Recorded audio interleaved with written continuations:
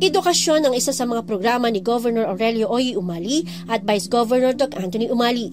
Kaya naman patuloy sa pag-agapay ang pamahalaang panlalawigan ng Nueva Ecija sa mga mag-aaral sa kolehiyo sa lalawigan. Umabot sa 269 mga mag-aaral sa General Natividad ang napagkalooban ng Educational Financial Assistance o stipend na ginanap sa multipurpose gym sa Talabutab Norte General Natividad. Kabilang sa mga tumanggap sina Marian Rose Villanueva, Reyna Vallejos at Marlon Pantalunan, na kapwa mga Bachelor of Elementary Education students na scholar din ng ELJ Memorial College na labis ang kaligayahan sa pagtanggap ng stipend dahil makakatulong umano ito sa kanilang pag-aaral. Malaki po nagiging tulong niya, natutulungan niya po ako para po din pandagdag po allowance, tas po yung mga kailangan po sa school na sa mga may project po na gagamit ko po siya, pambili po ng mga project.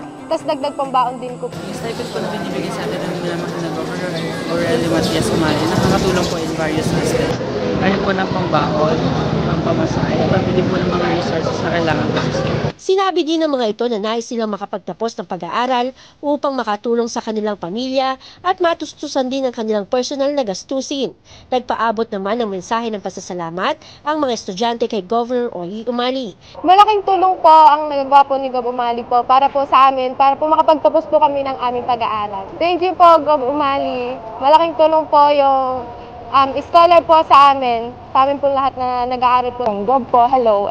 Thank you po kasi po is nagbibigay po kayo ng tulong sa mga tulad po namin na wala pong kaya sa mga pangangailangan po namin. Samantala, pinangunahan naman ni DWNE Station Manager Anthony De Guzman ang nasabing aktibidad, habang nagbigay naman ng inspirational message sina Pauline U. Perez at Nino Perez sa mga nasabing mag-aaral. Para sa Balitang Nueva Ecija, Maureen Pagaragan naghuhulat para sa DWNE Teleradyo, ang inyong kakampi.